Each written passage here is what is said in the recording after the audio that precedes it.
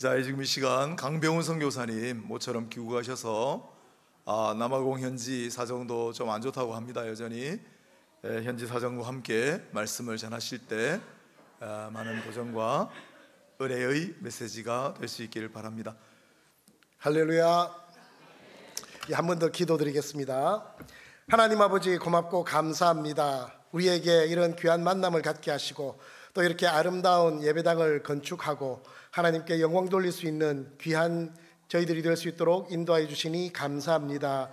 하루하루의 삶 속에서 날마다 선한 영향력을 나타내며 하나님께 영광 돌리는 우리 모두가 될 수 있도록 주님 인도하여 주옵소서. 이 시간 부족한 종이 섰습니다. 말씀을 대언할 때에 하나님께서 함께 하셔서 하나님께서 우리에게 부여하고 맡기신 그 사명을 위해서 최선을 다하며 달려가는 우리 모두가 될 수 있도록 인도하여 주옵소서. 시종을 주님께 맡겨오며 예수님 이름으로 기도드리옵나이다.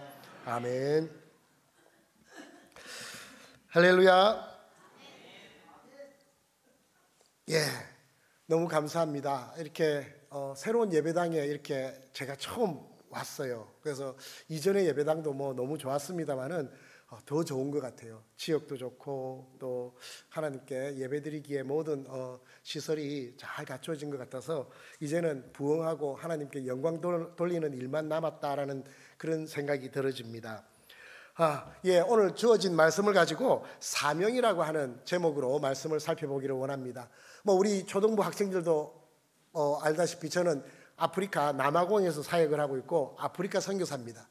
자, 우리 아프리카 영상 먼저 한번 좀 틀어주시고 한번 보고 우리가 진행하도록 하겠습니다.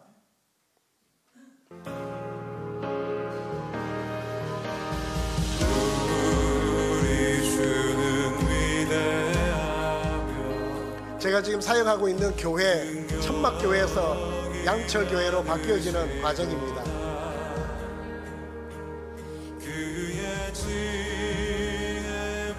지금 양철교회를 뜯고 건축을 시작을 했는데 건축업자한테 사기를 당하고 그래서 한 2천만 원 정도가 손실을 입고 지금은 뼈대만 지금 세운 상태로 멈추어진 상태입니다.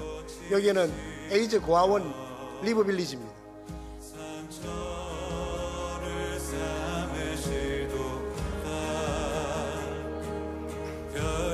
인발리에트 초등학교 7학년 여학생들을 위한 생리대 사역입니다.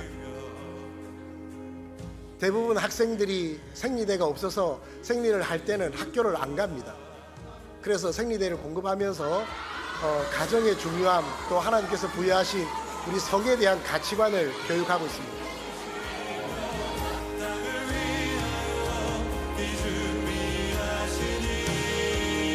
산지 마을인데 아마타타라고 하는 곳에 선교센터를 건립을 했습니다.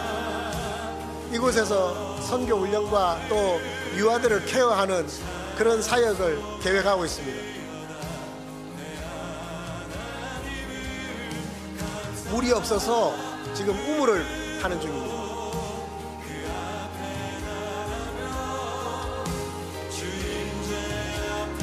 작년 12월에 있었던 제가 이제 회장으로 섬겼던 중남부 아프리카 선교사 대회를 했던 장면입니다.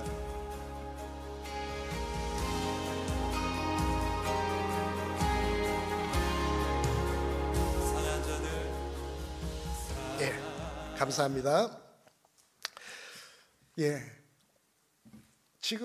제가 지금 핸드폰이 여기 있는데요. 한국에 올 때마다 깜짝깜짝 놀래요. 제가 한 10년 전쯤이었던 것 같아요. 한국을 방문했는데 그때마다 몇 년마다 오니까 자꾸 이게 문명이 바뀌어져서 사람마다 지하철을 타는데 다 핸드폰을 위에 올리더라고요.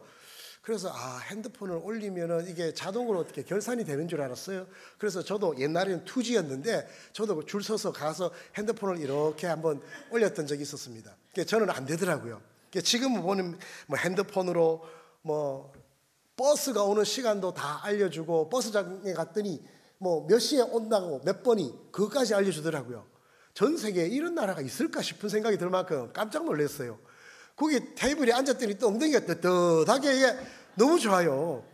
야, 참 모든 곳곳에서 이렇게 올 때마다 몇 년마다 이렇게 바뀌어지는 것들을 경험하면서 참 한국 대단하고, 또 그런 문명과 과학과 AI 뭐 이런 것들, 참 공항에서 주문을 했더니 옆에서 이렇게 눌러서 주문을 해요. 로봇가 이렇게 와가지고 음식을 주는데 이걸 받아 먹어야 되는지 어째야 되는지 깜짝 놀랐습니다. 하여튼 세상은 이렇게 날로 많이 바뀌어지는 것 같습니다. 그런데 만약에 지금 제가 가지고 있는 핸드폰 작동 잘 합니다만은 이 핸드폰이 자기 기능을 발휘하지를 못한다면은 제가 여기에 주머니에 넣고 가지고 다닐 리가 없지 않겠습니까? 자기의 역할을 못하기 때문에, 기능을 못하기 때문에, 이것은 자기의 목적을 달성하지 못하기 때문에 더 이상 주인에게 있을 이유가 없는 겁니다. 그럼 버리겠죠. 물론 버리기 전에 몇 번에 걸쳐서 수리는 하려고 할 겁니다. 그러나 수리가 안 된다면 버릴 것입니다. 지금 여기 있는 이 마이크, 제 목소리가 여러분들에게 크게 확성되어서 이렇게 들려지는 줄 압니다. 만약에 이 마이크가 그 기능을 못한다면 지금 이 자리에 있을 이유가 없을 것입니다. 사람이 만든 모든 물건 중에 자기의 기능과 역할과 목표가 없는 물건이 우리 곁에 있는 것이 없습니다. 다 나름대로 그 역할들을 하기 때문에 우리와 함께 동행하고 함께 지내는 것입니다. 하물며 하나님, 전지전능하신 하나님께서 만드신 저와 여러분, 그리고 온 세상의 피조물, 의미 없이, 목적 없이, 그 기능 없이 우리와 함께 있는 것은 존재하지 않는다는 것입니다.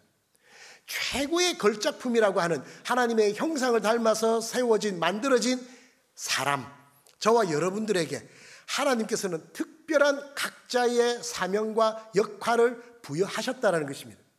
지금 우리가 여기서 호흡하며 눈 뜨고 살아있다는 그 자체는 하나님께서 내게 맡기신 이유가 있구나, 내가 할 일이 있구나라는 것을 우리는 알아야 합니다. 그걸 잘 모를 때는 가르치려고 하겠죠. 고치려고 하겠죠. 요즘 뭐 AI 해가지고 프로그래밍 다 돼 있더라고요. 말하니까 막 대답도 하고 컴퓨터로도 막 질문하면은 주고받고 대화하지 않습니까? 이것이 만약에 기능이 잘못된다면은 그 프로그래밍을 다시 하려고 할 것입니다. 고치려고 할 것입니다. 네가 누군 줄 아느니? 너는 마이크야.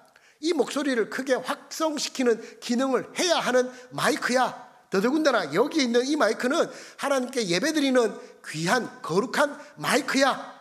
그러니 너의 정체성을 깨닫고 네가 그 역할을 제대로 감당해야 해 하고 이야기하고 수리하지 않겠습니까? 오늘 읽었던 우리 본문 말씀에 9절에 보시면요, 9절 여러분들 읽을 수 있습니까? 다 같이 여러분 보실 수 있는 분을 한번 다시 읽어보십시다. 9절 시작. 너희는 택하신 족속이요 왕같은 제사장들이요 거룩한 나라요 그의 소유가 된 백성이니 이는 너희를 어두운 데서 불러내어 그의 귀한 빛에 들어가게 하신 이의 아름다운 덕을 선포하게 하려 하심이라. 지금 여기에 보니까요, 하나님께서 이스라엘 백성들에게, 물론 이 본문을 기록한 사람은 베드로입니다. 그 기록한 편지를 받아본 사람들은 소아시아, 지금 터키 지역에 있는 흩어진 교회들입니다. 믿는 사람들입니다. 그 교회들에게 베드로를 통해서 하나님께서 편지를 쓰셨는데, 지금 네가 누군 줄 알아? 너 자신이 누군지 알아? 너는 택하신 족속이야. 내가 선택한 민족이야. 그리고 제사장도 거룩하고 귀한 직분인데 왕같은 제사장이야. 그리고 거룩한 나라, 하나님께서 인정하신, 거룩하신 하나님께서 인정하신 신앙 공동체야. 그리고 너희들은 나의 사랑하는 백성, 내 소유가 된 나의 자녀들이야 라고 이야기하는 것입니다. 그냥 너 하고 이야기하면 되는 것을 지금 4번에 걸쳐서 계속해서 반복하면서 네가 어떤 존재인지 알아를 반복해서 다른 설명을 하면서 그의 정체성을 깨닫게 하고 사명감을 불러일으키기 위한 그러한 열심을 내고 있는 모습을 보게 됩니다. 이유는 그 뒤에 있는 대로 너희를 어두운 데서 불러내어 그의 귀한 빛에 들어가게 하신 이, 어두운 데서 불러내신 그 하나님께서 아름다운 덕을 선포하게 하려 하심이라. 목적이 분명합니다. 너같이 귀한 존재, 네가 누군지 알아? 너는 내가 어두운 데서 불러내서 하나님의 말씀, 아름다운 덕, 복음을 이야기합니다. 그 복음을 세상 만방에 전하게 하기 위해서 내가 선택한 특별한 존재들이야 이 사명 잊으면 안 돼. 이 역할, 이 기능을 잃어버리면 더 이상 나는 너와 함께 동행할 수 없어. 그런 내용의 말씀입니다. 그 뒤에 있는 말씀 또 보십시오. 10절에 너희가 전에는 백성이 아니더니 이제는 하나님의 백성이요 전에는 긍휼을 얻지 못하였더니 이제는 긍휼을 얻은 자니라.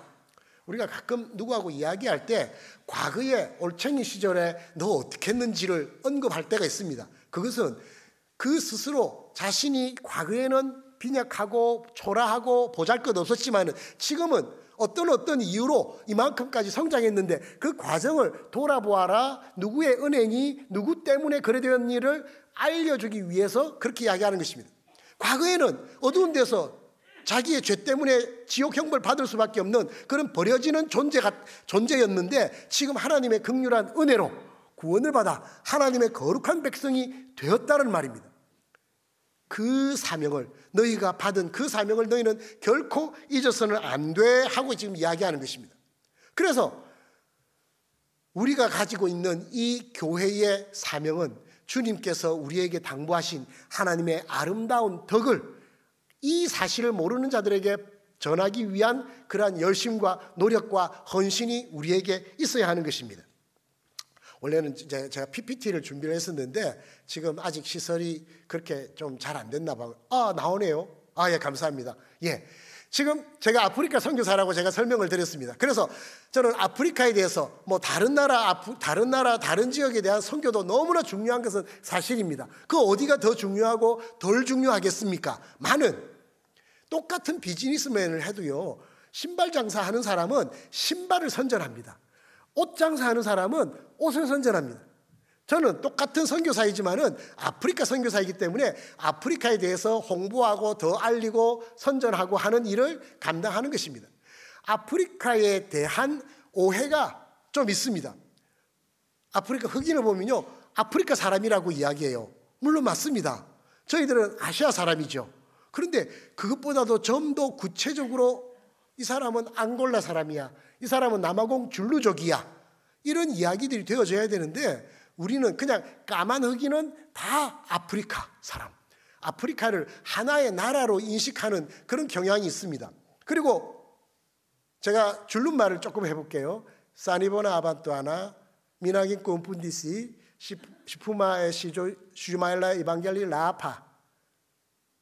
지금 제가 줄눈말로 인사하고 제가 잠깐 소개를 했는데 이거는 2000종족의 언어인 그 언어 중에 하나입니다. 그런데 아프리칸 말을 하면은 아프리칸 말이라 그래요. 우리가 한국말을 한다고 아시안 말이라고 그러지는 않지 않습니까? 한국말이라고 해야죠. 그래서 아프리카는 한 나라로 오해하는 경향이 있고 아프리카는 하나의 종족이고 하나의 언어로 됐다라고 오해하는 경향이 있습니다. 그리고 아프리카 사람들은 무식하다고도 생각해요.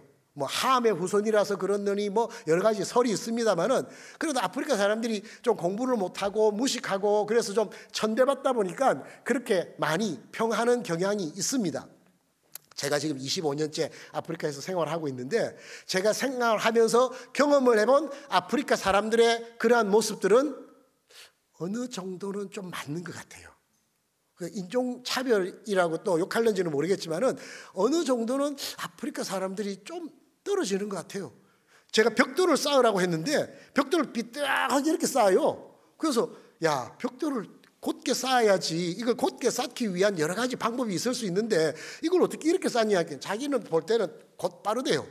이렇게 누가 봐도 이렇게 삐딱한데, 그래서 줄을 가지고 이렇게 당겨가지고 맞냐 그러면은 그제서야 안 맞대요. 줄루족의 시간 개념은 전통적인 과거의 줄루족의 시간 개념은 일주일입니다. 일주일 정도의 미래까지는 예측을 하고 예금도 하고 준비도 하고 뭔가를 합니다. 그런데 일주일 이후에 있는 시간에 대한 개념이 없습니다. 그래서 뭐 오랫동안 자기의 노후를 걱정한다든지 이런 것들은 생각을 못하는 종족이었습니다. 지금은 다릅니다. 교육이 들어왔고 또 지금은 많은 것들이 문명이 들어와서 깨어져서 지금은 많이 달라졌지만은 하여튼 아프리카 흑인들의 그 수준을 생각을 하면은 뭐 기능적으로도 그렇고 언어적으로도 그렇고 뭐 모든 것이 좀 떨어진다라는 느낌이 듭니다.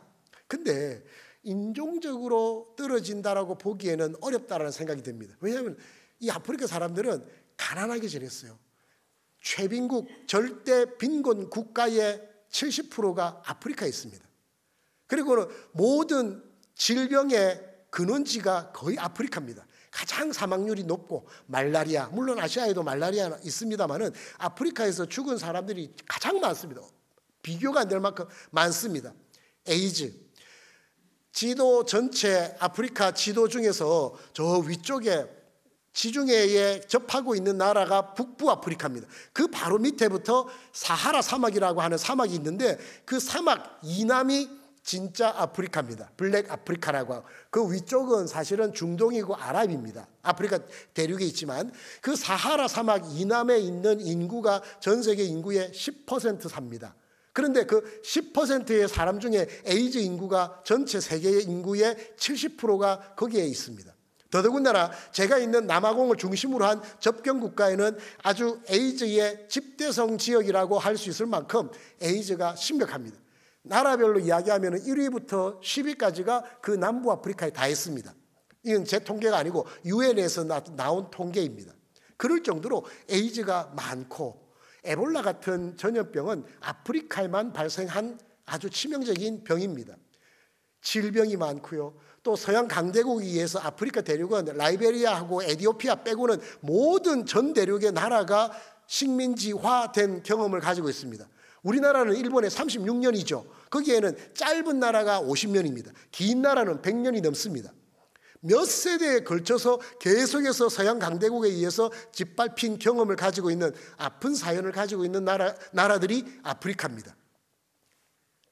질병 때문에 고통받죠. 서양 강대국 때문에 고통받죠. 제대로 교육받지를 못하죠. 그러다 보니까 그 사람들에게 뭐 지식적인 부분에서는 좀 무식하다, 좀 무능하다 이런 이야기들이 나올 만하지 않을까 그런 생각이 듭니다. 그러니까 천성적인 그런 어떤 무능보다는 후천적인 무능의 결과다라는 생각이 들어집니다. 남아공의 경우는 천지인으로 제가 특징 지어서 설명을 드릴 수가 있습니다. 천은 하늘이, 지는 땅이고 그리고 인은 사람을 이야기하죠. 하늘, 제가 우리 아까 선교부 우리 장로님하고 우리 선교부원들한테 왜 온천제일교회는 아프리카에 단기 선교를 안 옵니까? 다른 교회에서는 종종 오는데 온천제일교회도 좀 왔으면 좋겠습니다 했더니 돈이 없습니다가 아니고요. 시간이 없습니다. 어른들은 그래요. 시간이 2주는 시간 내야 되는데 시간 내기가 어렵습니다가 주 이유였고요. 그다음에 우리 청년들, 우리 초등부는 조금 어려서 어떨지 모르겠는데 우리 중고청들은 얼마든지 기회를 잡을 수가 있는데 이렇게 조금 험한 데나 좀 힘든 데는 안 가려고 그런대요. 교회에서 지원을 해줘도. 참 좀 아이러니하고 제가 안타깝다라는 생각이 들어집니다. 굉장히 좋은데 남아공 같은 경우에는 선교적인 어떤 어려움과 이런 것들도 있습니다만은 뭐 케이프타운과 같은 이런 유럽 사람들이 죽기 전에 한번 보고 싶은 5대 도시 중에 케이프타운이 들어가 있습니다. 그럴 정도로 아주 수려하고 아주 빼어납니다. 뭐 제주도와 같이 7대 경관에 뽑혔죠. 테이블 마운틴이. 보고 싶죠. 예, 오십시오.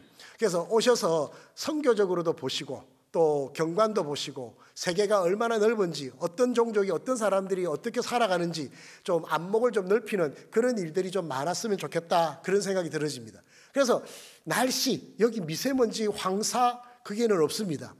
그래서 거기 있다가 제가 여기 와서 인천 송도를 가는데 송도 건물이 안 보이더라고요. 야, 한국에 계시는 분은 이렇게 고난 가운데 살아가고 있구나라는 생각이 들어서 좀 미안한 마음이 들었어요. 공해 거기에는 너무 맑습니다. 하늘 아주 좋습니다. 땅은요 경관 좋다 그랬죠. 지하자원은 여러분들이 지금 이렇게 금붙이 가지고 있는 것 중에서 60%는 남아공에서 나온 금입니다.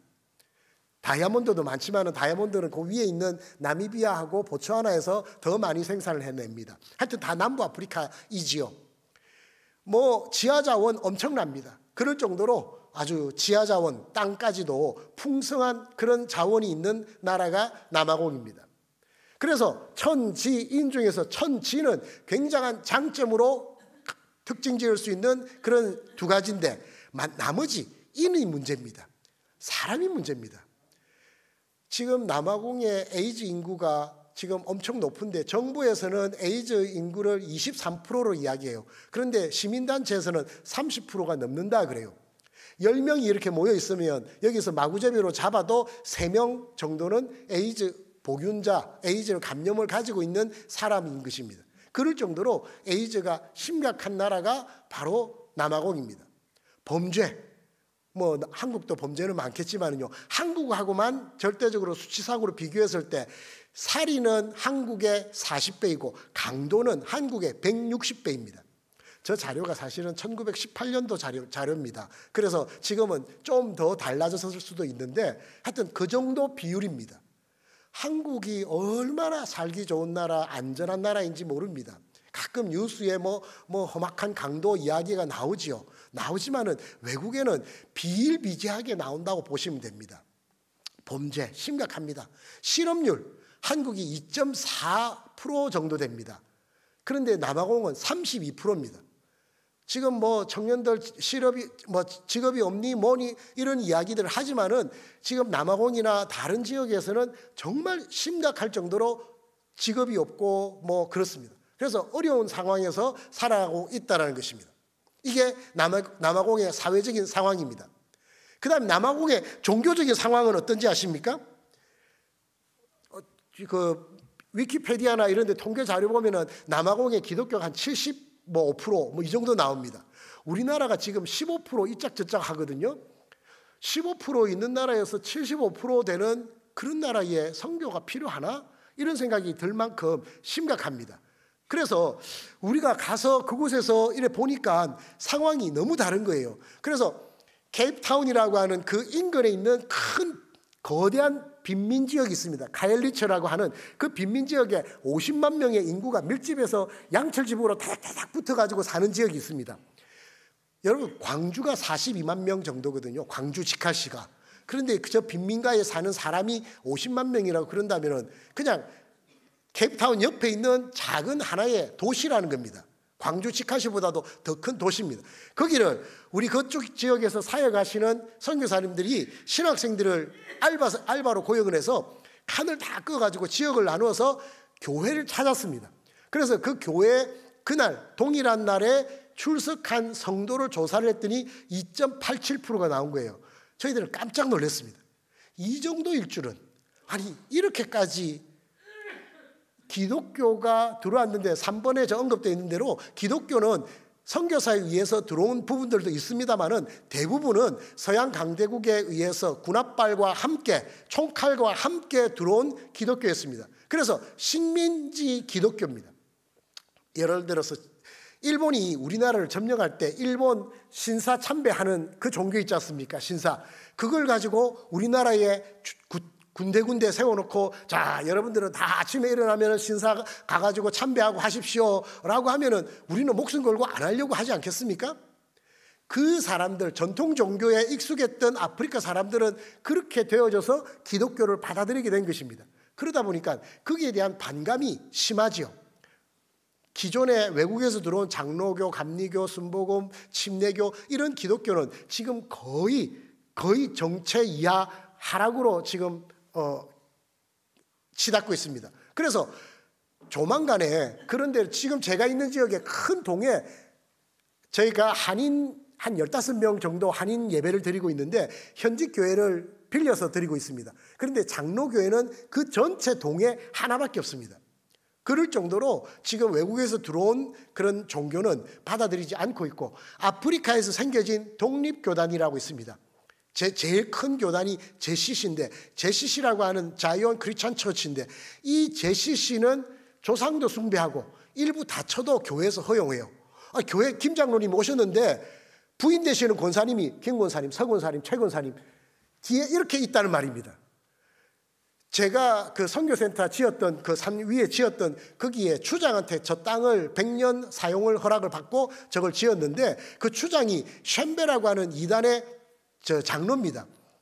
나보고 그래요. 처음에 딱 만났더니 나보고 선교사라 그랬더니 기도 좀 해보래요. 그래서 기도를 했어요. 그랬더니 뭐 이야기하다가 우리 집사람 보고는 와이프냐고. 그래서 와이프냐고 그랬더니 몇 명이냐고 나보고. 그래서 한 명밖에 없다니까. 그러면 안 된다고. 저기 여자들을 사랑해가지고 더 많이 거두어줘야지. 그렇게 한 명만 있으면은 이 여자가 당신을 독차지하기 때문에 그러면 안 된다고. 그래요. 그러냐고. 제가 고려하겠다고. 제가 그래가고는 왔습니다. 그 다음에 저희 파송교회 대길교회 목사님하고 권사님들 몇 분하고 이렇게 같이 또 방문을 했어요.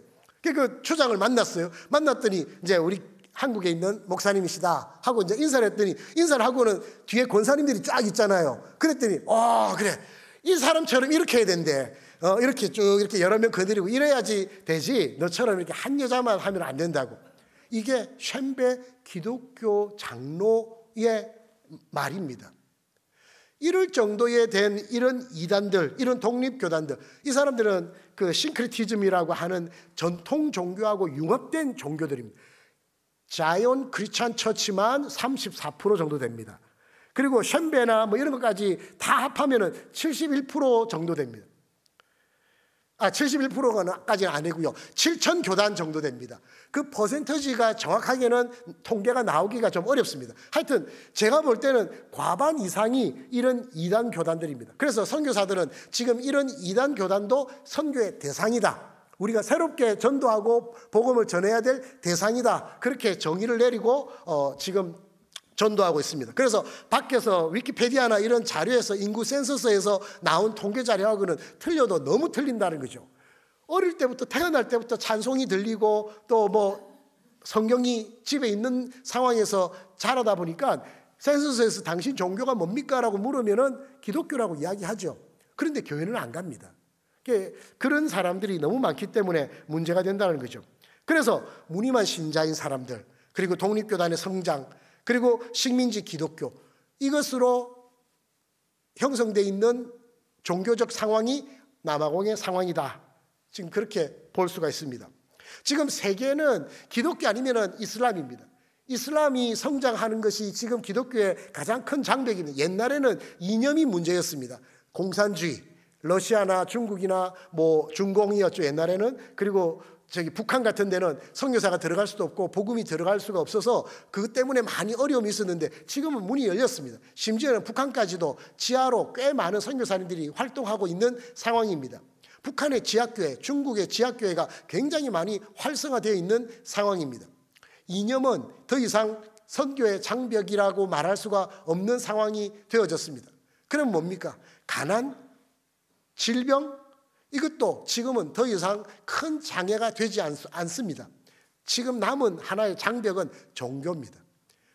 인도와 또 부탄, 네팔, 그 캄차카 반도 있는 이 아시아 지역, 이 지역에 있는 불교인들, 그리고 인도 지역을 중심으로 하는 힌두교인들, 이 사람들에 의한 응집력 있는 종교성, 이것이 하나의 장벽이고요. 근데 이것은 1000년이 넘도록 이 지역에서 벗어나지를 않았어요. 그래서 다른 기독교나 다른 지역으로의 확장세가 없기 때문에 큰 위협은 안 됩니다. 선교를 하는 데 있어서. 문제는 이슬람입니다. 이슬람의 성장세가 지금 저기 보이네요. 보라색이 기독교 영향권에 있는 지역들이고 녹색이 이슬람권입니다. 지역적으로는 저러합니다마는 그 인구 내용이나 성장률에 있어서는 이슬람이 훨씬 더 앞섭니다. 다음 한번 넘겨주시겠습니까? 그 다음 클릭 한번 해주십시오. 300년 동안에 지금 변화되는 상황입니다. 기독교가 두 번째 있다가 지금은 첫 번째로 해서 31% 정도의 분포를 차지하는데, 이슬람이 지금 3위에 있다가 1980년, 90년 넘어가면서 지금 2위로 올라왔죠. 2070년이 되면은 이슬람이 1위가 되는 그 해입니다. 그리고는 그 이상으로 쭉 지나가게 되더라도 변함이 없을 가능성이 아주 많습니다. 성장률이 다르기 때문에 그렇습니다. 기독교는 일단 아이를 안 놓습니다. 유럽은 지금 인구도 마이너스고 기독교는 더 마이너스입니다. 북미도 지금 마이너스에 해당하고 있는 상황입니다. 우리 아시아 지역도 마찬가지입니다. 유일하게 인구가 가장 급격하게 성장하는 지역이 아프리카입니다. 기독교가 가장 성장하는 지역도 아프리카입니다. 그러면 저 이슬람 세력과 맞닥뜨려서 싸워서 우리가 이겨낼 만한 근거가 되는 전초기지가 되는 것은 사실은 한 세대만 지나고 나면은 아프리카가 선교적 주도권을 가지게 되는 지역이 될 겁니다. 저 아프리카에서 제가 있는 남아공은 꼭 미국과 같은 영향력을 가지고 있습니다. 그래서 남아공에 있는 운전면허증은 그 인근 국가에 가서 그냥 사용할 수 있습니다. 남아공에 있는 란드, 돈은 인근 국가에서 그냥 사용할 수 있습니다. 내가 남아공에 있는 뭐라 그러면은 다 거기에 영향력을 받습니다. 그래서 남아공은 남쪽에 치우쳐 있지만은 사실은 아프리카의 중심에 있는 나라와 같습니다. 그래서 지금 제가 꿈꾸고 있는 것이 이 남아공을 중심으로 해서 현지 선교사들을 키워서 북쪽으로 보내는, 다른 아프리카 지역으로 보내는 사역을 준비하고 있습니다. 제가 우리 사역자를 신학교에서 키우고 해가 같이 신학교 교수로 사역도 하고 그랬거든요. 그러면서도 제가 가르치고 했음에도 불구하고 우리 사역자하고 내하고 남아공에서 똑같이 개척을 하든 뭘 하든 내가 사역을 한다면은 내가 잘할까? 우리 사역자가 잘할까? 생각을 해보니까 우리 사역자가 나보다 잘해도 몇 배는 잘할 것 같아요. 벌써 이 사람들하고 생긴 것도 똑같죠. 언어도 똑같죠. 종족이 여러 종족이라도 언어도 여러 언어를 해요. 영어 아프리칸스는 공용어로 기본이고 현지 언어도 몇 개씩 다 하거든요. 나는 이제 겨우 영어 좀 하고 줄로 조금 배워가지고 지금 하는 상황인데 소통이 안 될 것 같아요. 그리고 문화적인 차이가 있기 때문에 소통의 어려움이 굉장히 많습니다. 근데 같은 민족이고 같은 종족인 것 같으면 같은 언어를 쓰는 경우에는 굉장히 그게 원활하게 되어지거든요. 우리 여기에 담임 목사님이 미국에서 온 백인이거나 아프리카에서 온 흑인이 한국말을 겨우 배워가지고 안녕하십니까? 뭐 이러면서 설교를 한다고 생각해 보십시오. 아, 좀 신기하고 재밌다. 그럴 수는 있습니다. 그런데 한 달, 두 달 지나고 나면 아이고, 뭐 들리지도 않고 무슨 소리인지도 모르겠고 내가 뭐라고 질문했는데 뭐라고요? 하고 막 이래 보십시오. 안 됩니다. 그래서 더 깊은 상담이나 교제가 힘들기 때문에 같은 동족끼리의 그런 교육과 시스템이 훨씬 더 효과적이라는 것입니다. 그래서 아프리카에서는 아프리카 사람이 사역하는 것이 훨씬 좋다는 겁니다. 여기에 또 하나 중요한 문제가 있습니다. 아프리카에 풍토병이 많지 않습니까? 우리는 이전에 초창기 선교사님들이 돌아가신 것 중에서 상당히 많은 것이 그 풍토병에 적응하지를 못해서 돌아가신 경우가 참 많습니다. 그런데 현지인들은 그런데 익숙합니다. 거부 반응도 별로 없어요. 여기에 아주 중요한 것 하나가 돈 문제가 개입됩니다. 한국 선교사 한 사람 파송하는 경비를 가지고 아프리카 사람 10사람을 파송할 경비가 됩니다. 그 사람들은 적은 경비에서도 살아왔던 훈련이 되어 있기 때문에 그 정도의 경비를 가지고 다른 나라에서 살라고 하는데 어려움이 없고 거부를 하지 않습니다. 그런데 한국 선교사님한테 뭐 한 50만 원, 100만 원 정도 가지고 선교사로 가십시오. 우리가 50만 원, 100만 원 주겠습니다 하면 안 갑니다. 나 택배 할래요? 나 대리기사 하면서 살지 선교 안 해요? 그럴 겁니다.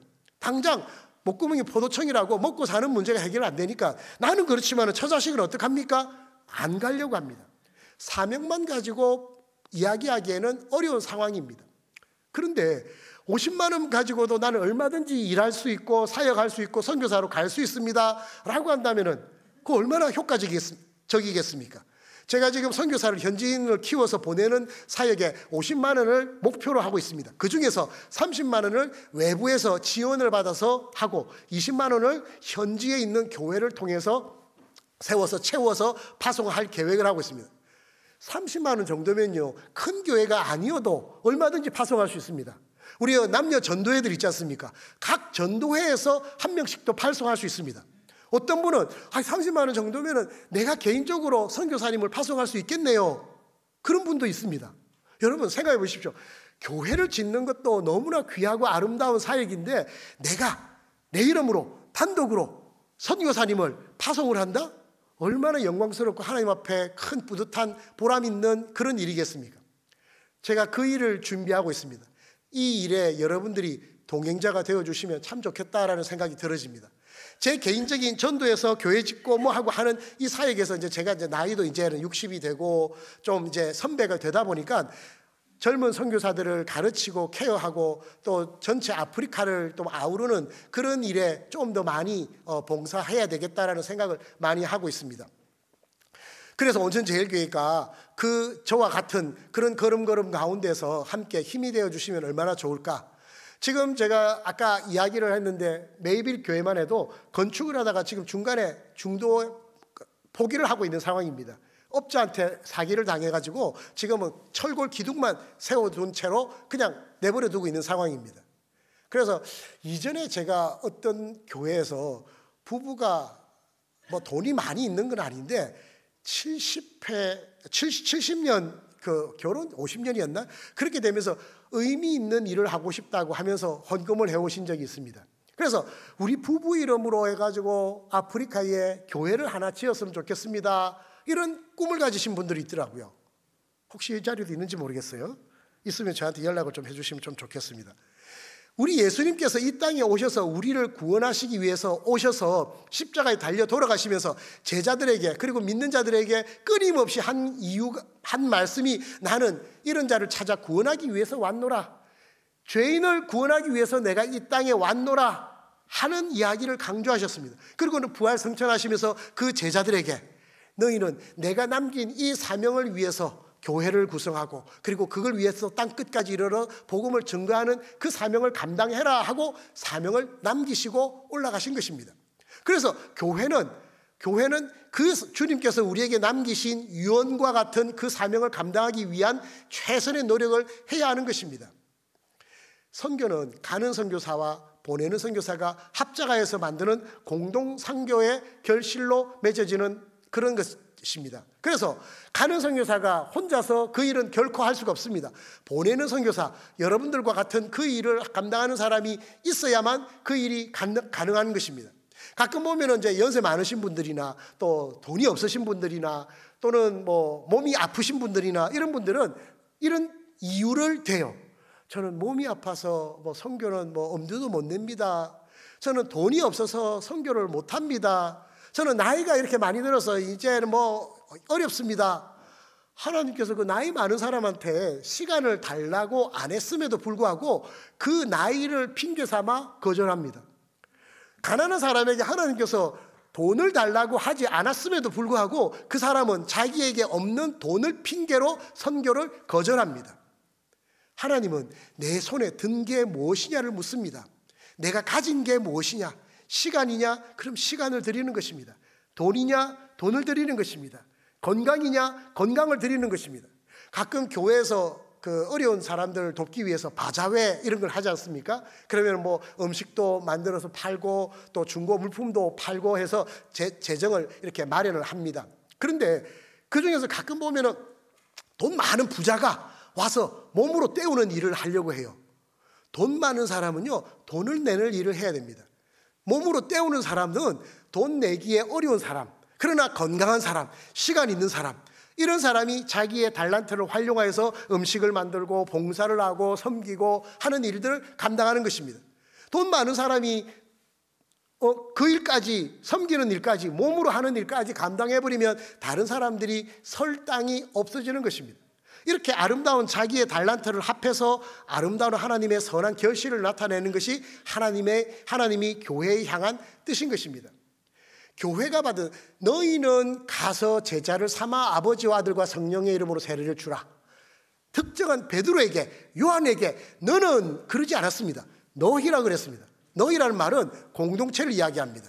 교회를 이야기합니다. 그 당시는 제자들을 포함한 그 신앙 공동체죠. 온천 제일교회를 향하여서 외치신 말씀이 너희는 땅끝까지 이르러 내 증인이 되라.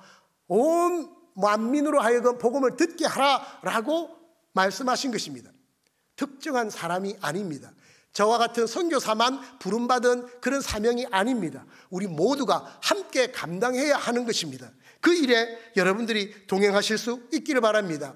내가 가진 것이 비록 적다. 여러분, 두렙돈, 누가복음에 나오지 않습니까? 두렙돈, 과부가 두렙돈을 바쳤을 때 가장 많이 바쳤다고 칭찬하신 분이 예수님이십니다. 실제로는 두렙돈은 정말 작은 돈입니다.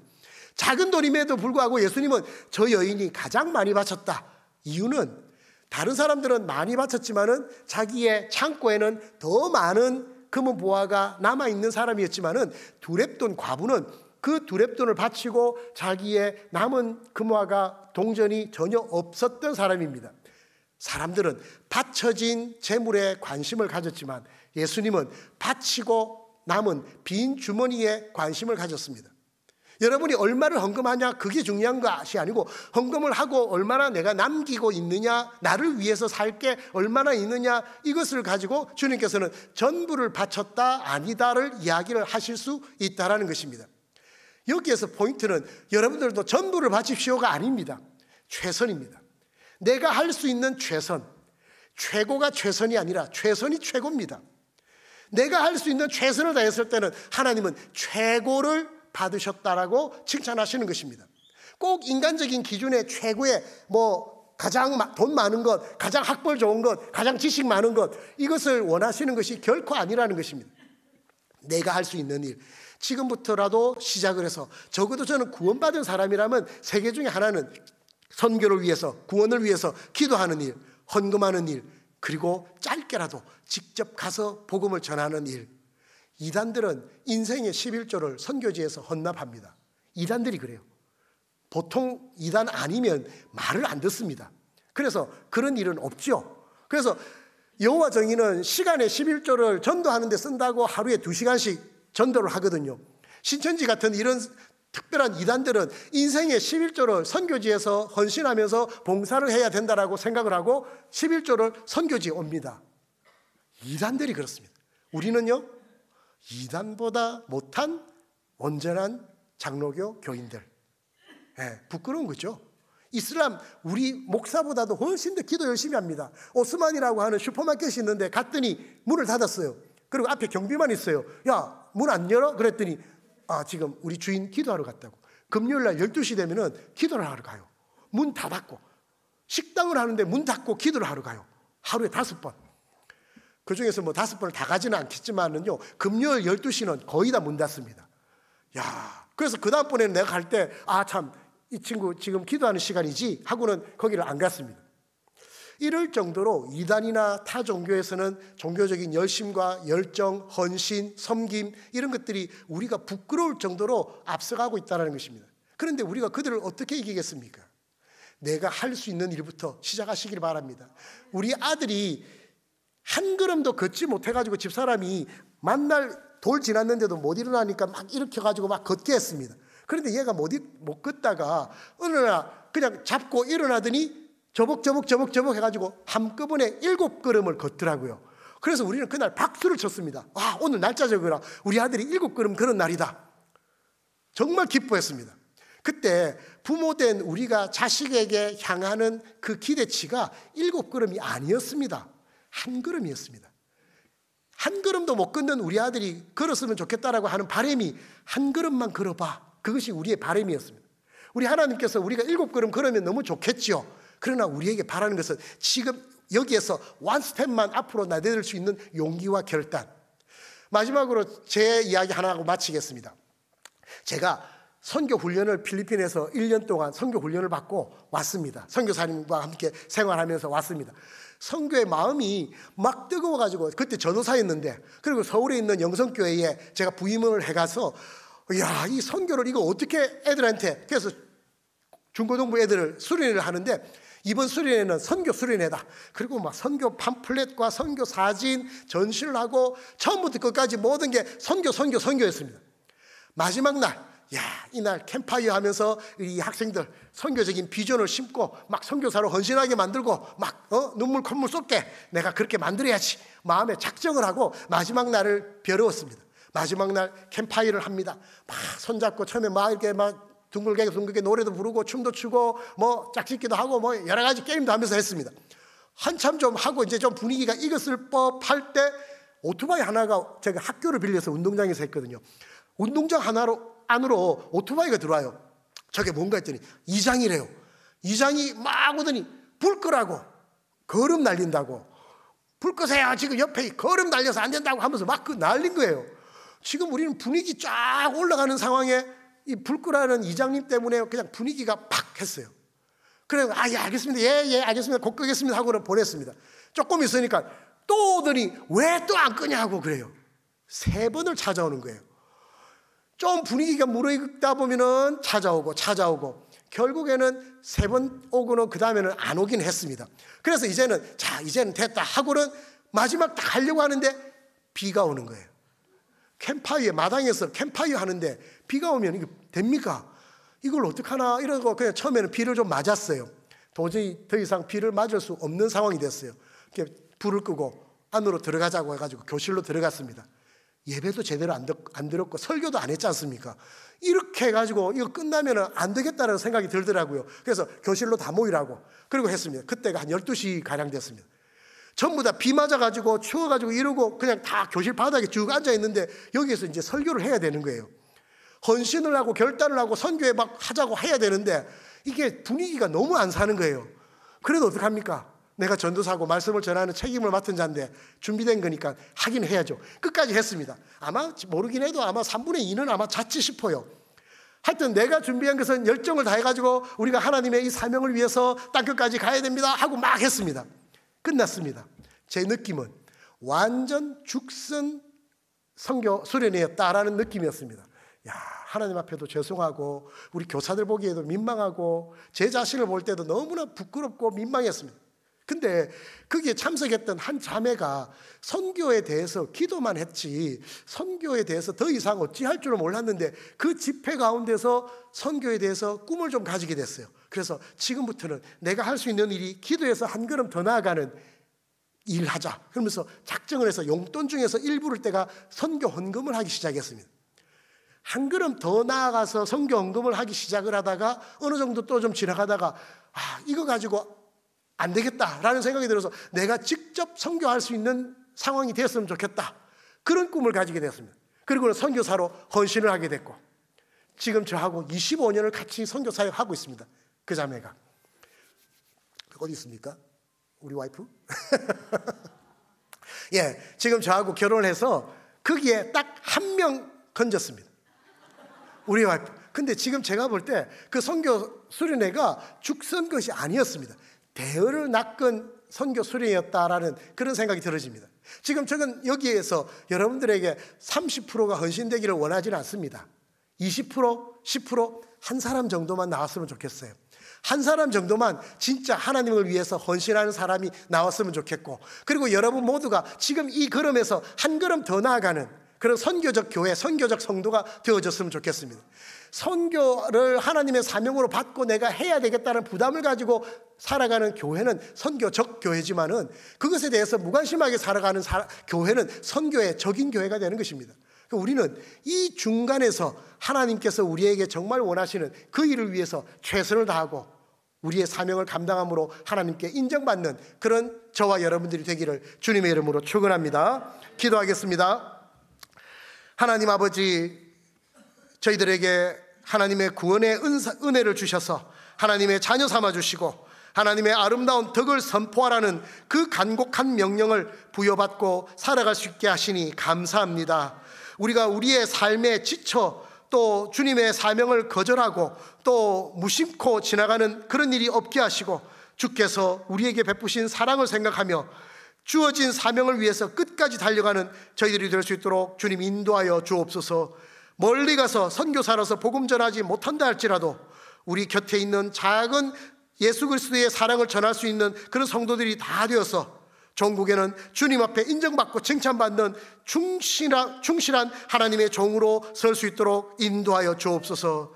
최선의 모습으로 하나님께 최고의 영광을 돌릴 수 있는 우리 모두가 될 수 있도록 인도하여 주옵소서. 예수님 이름으로 기도드리옵나이다. 아멘.